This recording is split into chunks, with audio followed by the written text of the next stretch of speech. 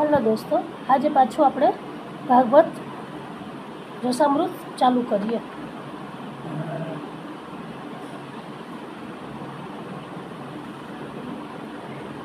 સુનીતિ વિચાર કર્યો કે વર્મનમાં એમાં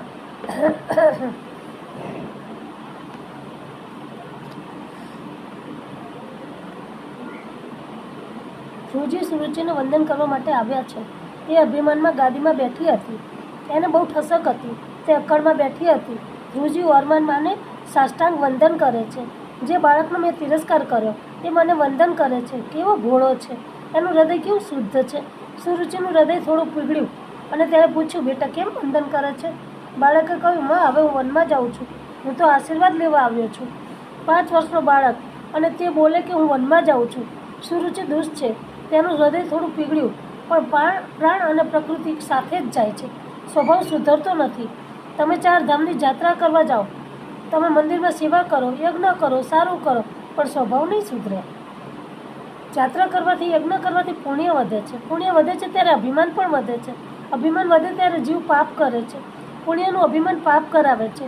પુણ્ય કરવાથી સ્વભાવ મંગલમય સ્વરૂપનું ધ્યાન પુણ્ય કરવાથી સ્વભાવ સુધરતો નથી.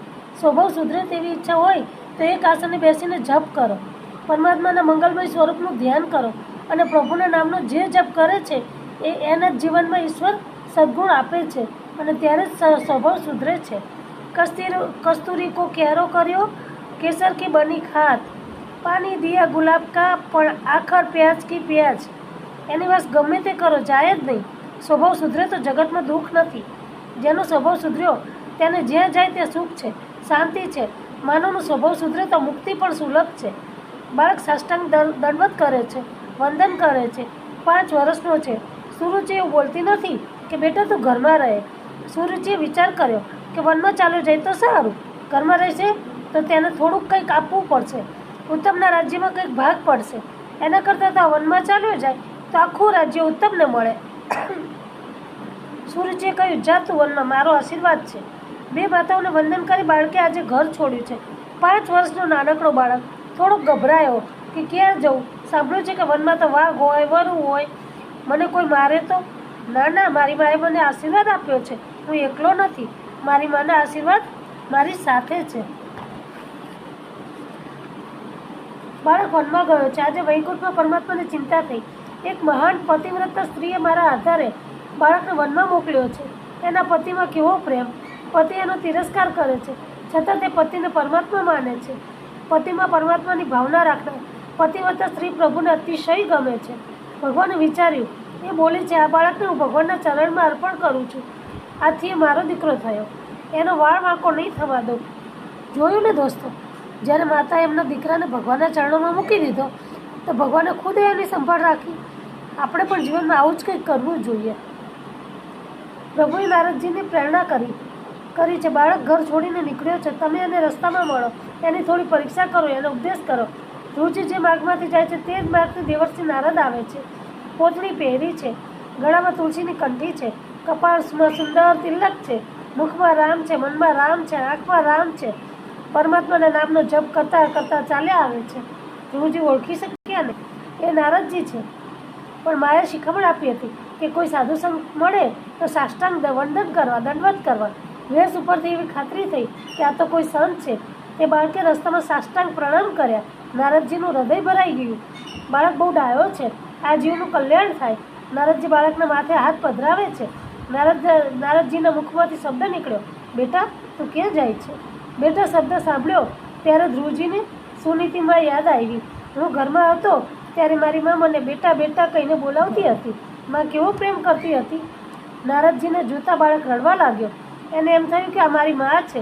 નારદજીએ બાળકની છાતી સરસો ચાપ્યો, પ્યાર કર્યો. સદગુરુ આપણી મા છે. એક મા બાળક ધવરાવીને પુષ્ટ કરે છે, જ્યારે સદગુરુ મા કાયમના માટે સ્તનપાન છોડાવે છે. સદગુરુનો પ્રભુના માર્ગમાં સૌને વાળે છે, જેથી હવે પછી કોઈના પેટમાં જવાનો પ્રસંગ આવે નહીં, સ્તનપાન કરવાનો પ્રસંગ આવે નહીં. નારદજી પ્રેમથી પૂછે છે, બેટા તને શું થાય છે? કેમ રડે છે? તે કેમ ઘર છોડ્યું? બાળક કહે છે, મારી માએ મને આજ્ઞા કરી છે. ભગવાન નારાયણ મારા પિતા છે. મેં પરમાત્મા માટે ઘર છોડ્યું છે. મારે ભગવાનની ગોદમાં બેસવું છે, તેથી મેં ઘર છોડ્યું છે. નારદજી પરીક્ષા કરી. કહ્યું, બેટા તને ભગવાનના દર્શન નહીં થાય, તું નાનો છું, તારી આ રમવાની ઉંમર છે, તારી વર્ણનમાં તને કંઈ કહ્યું હશે પણ તું મનમાં રાખીશ નહીં, ચાલ હું તને ઘરે લઈ જાઉં. બાળકે કહ્યું, મારે ઘરે જવું નથી, મેં તો પરમાત્મા માટે ઘર છોડ્યું છે. ભગવાનના દર્શન કર્યા વિના મારે કોઈનું મોઢું બતાવવું નથી, કોઈને મોઢું બતાવવું નથી. કેટલાક લોકો ઘર છોડીને સાધુ થાય છે, પણ સાધુ થયા પછી એમને યાદ રહેતું નથી કે મેં ઘર શા માટે છોડ્યું. નારદજીએ કહ્યું, બેટા આ જન્મમાં તને ભગવાનના દર્શન નહીં થાય. ગુરુજીએ કહ્યું, ગુરુજી આ જન્મમાં નહીં થાય તો બીજો જન્મ લઈશ. મારી માએ કહ્યું છે કે ભગવાનના નામનો જપ કરતાં પ્રેમથી પોકારજે, કોઈ વખત એમને કાને ધ્વનિ જશે, એ જરૂર કૃપા કરશે. મારી માએ મને કહ્યું છે મારે ઘરે જવું નથી. નારદજીને ખાતરી થઈ કે બીજ વાવ્યું હોય તો વ્યર્થ જશે નહીં, ચેલો લાયક છે. તથાત ગચ્છ ભદ્રમ ત યમુનાયા તટમ શુચિ પુણ્યમ મધુવનમ યત્ર સાનિધ્યમ નિત્યદા હરે. ભદ્ર હો તાત જાઓ યમુનાના સૂચિ તટે, પવિત્ર મધુવને જ્યાં છે નિત્ય હરિ સન્નિધ્ય.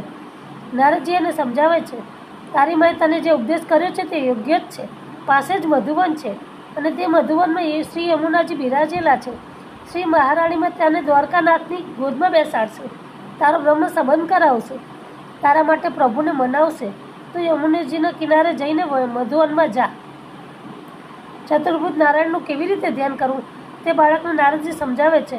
માનસી સેવા કરવાની છે, પછી ધ્યાન કરવાનું છે.